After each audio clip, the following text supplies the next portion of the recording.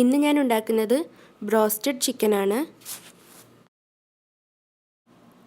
Broasted ചിക്കന് വേണ്ടിയിട്ട് ഞാനിവിടെ 7 വലിയ ചിക്കൻ പീസ് എടുത്തിട്ടുണ്ട്. ഇതിൻ്റെ സ്കിന്നൊക്കെ ഞാനിവിടെ മാറ്റിയിട്ടുണ്ട്. ചിക്കൻ നല്ലപോലെ കഴുകിയിട്ട് ഡ്രെയിൻ ചെയ്ത് വെക്കണം. ഡ്രെയിൻ ചെയ്തെടുത്താലും ഇതിലല്പം നനവുണ്ടാവും. അതൊക്കെ നമുക്ക് നല്ലപോലെ തുടച്ച് മാറ്റണം. എങ്കിൽ നല്ലപോലെ നമുക്ക് മാരിനേറ്റ് ചെയ്യാൻ പറ്റും.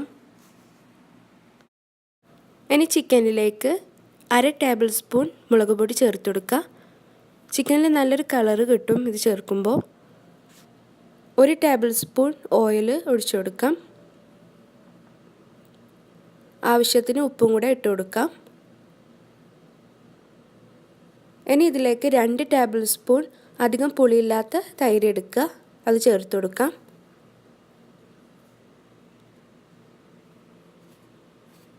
എന്നിട്ട് ഇതൊക്കെ ഒന്ന് മിക്സ് ചെയ്തെടുക്കാം.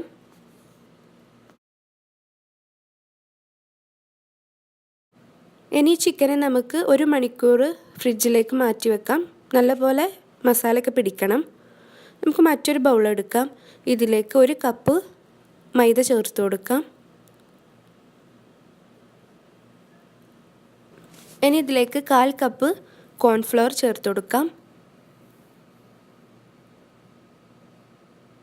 1/2 ടീസ്പൂൺ മുളക് പൊടിയും കൂടെ ചേർത്ത് കൊടുക്കാം.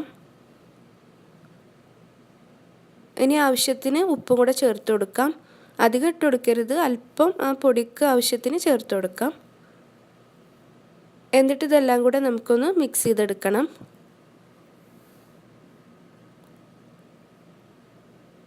ഇനി ഇതിലേക്ക് 1/4 ടീസ്പൂൺ ബേക്കിംഗ് പൗഡറും കൂടെ ഞാൻ ചേർത്ത് കൊടുക്കുന്നുണ്ട്. ഇത് വേണമെങ്കിൽ ചേർത്തെടുത്താൽ മതി. എന്നിട്ട് ഇതൊന്ന് മിക്സ് ചെയ്തെടുക്കാം. ഇനി ഇത് മാറ്റി വെക്കാം. നമുക്കിനി മറ്റൊരു ബൗൾ എടുക്കാം. അതിലേക്ക് 2 മുട്ട പൊട്ടിച്ചൊഴിക്കാം.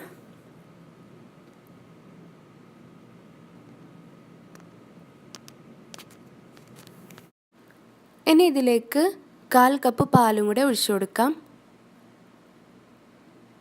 എന്നിട്ട് ഇതൊന്ന് മിക്സ് ചെയ്തെടുക്കാം.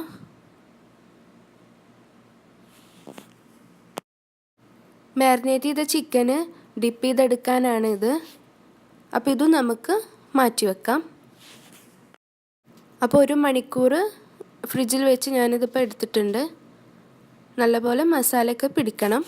ഇനി നമുക്ക് എങ്ങനെയാണ് ബ്രോസ്റ്റഡ് ചിക്കന് തയ്യാറാക്കുന്നത് നോക്കാം.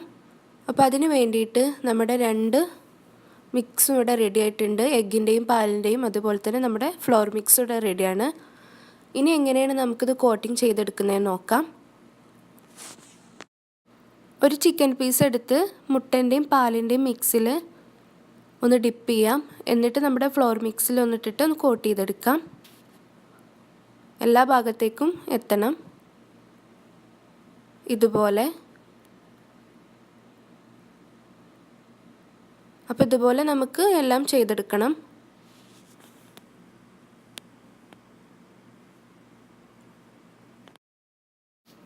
അപ്പോൾ കോട്ടിങ് ചെയ്തെടുത്തിട്ടുള്ള ചിക്കൻ പീസസ് ആണിത്. ഇത് വീണ്ടും നമുക്ക് ഇതുപോലെ തന്നെ കോട്ടിങ് ചെയ്തെടുക്കാം. 2 പ്രാവശ്യം ഇങ്ങനെ ചെയ്തെടുക്കുമ്പോൾ നമുക്ക് പെർഫെക്റ്റ് ആയിട്ട് ബ്രോസ്റ്റഡ് ചിക്കൻ തയ്യാറാക്കാൻ പറ്റും. അപ്പോൾ അതിന് വേണ്ടിയിട്ട് ഒരു പീസ് എടുക്കുക. എന്നിട്ട് എഗ്ഗിൻ്റെയും മിൽക്കിൻ്റെയും ഈ മിക്സിൽ ഒന്ന് ഡിപ്പ് ചെയ്തിട്ട് ഫ്ലോർ മിക്സിൽ വീണ്ടും നമുക്കൊന്ന് കോട്ടിങ് ചെയ്തെടുക്കാം.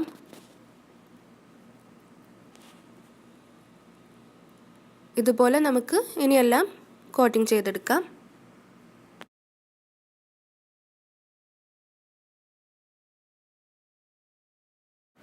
അപ്പോൾ ചിക്കൻ പീസസൊക്കെ നല്ലപോലെ കോട്ട് ചെയ്ത് വെച്ചിട്ടുണ്ട്. ഇനി നമുക്കിത് ഫ്രൈ ചെയ്തെടുക്കണം. ഞാനിവിടെ കുക്കറിൽ വെച്ചിട്ടാണ് ഇത് ഫ്രൈ ചെയ്തെടുക്കുന്നത്. ഏതെങ്കിലും കട്ടിയുള്ള നല്ലൊരു പാത്രം എടുത്തിട്ട് നമുക്ക് അതിൽ വെച്ച് ഫ്രൈ ചെയ്തെടുക്കാം. അപ്പോൾ കുക്കറിൽ അത്യാവശ്യം എണ്ണ ഒഴിക്കണം. മുങ്ങിപ്പൊരിക്കാൻ മാത്രമുള്ള ഓയിൽ ഒഴിക്കുക. നല്ലപോലെ ചൂടായതിന് ശേഷം നമുക്കിതിലേക്ക് ഓരോ പീസ് ഇട്ട് കൊടുക്കാം.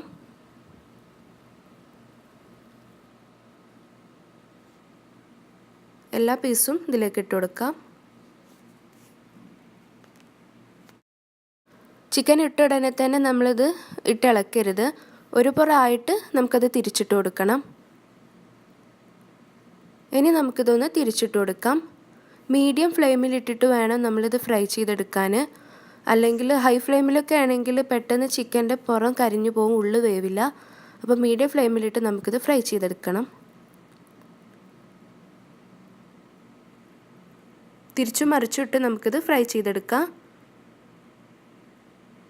ഇതിപ്പോൾ ഇവിടെ ആയിട്ടുണ്ട്. നമുക്കിനി എണ്ണയിൽ നിന്നും ഒരു ടിഷ്യൂ പേപ്പറിലേക്ക് മാറ്റാം.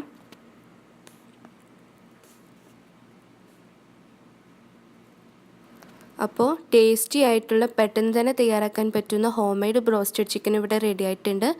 വളരെ ഈസിയായി നമുക്ക് തയ്യാറാക്കാൻ പറ്റും. അപ്പോൾ വീഡിയോ കണ്ട് ഇഷ്ടപ്പെട്ടാൽ നിങ്ങൾ സബ്സ്ക്രൈബ് ചെയ്യുക. അതോടൊപ്പം തന്നെ നിങ്ങളുടെ അഭിപ്രായം അറിയിക്കുക.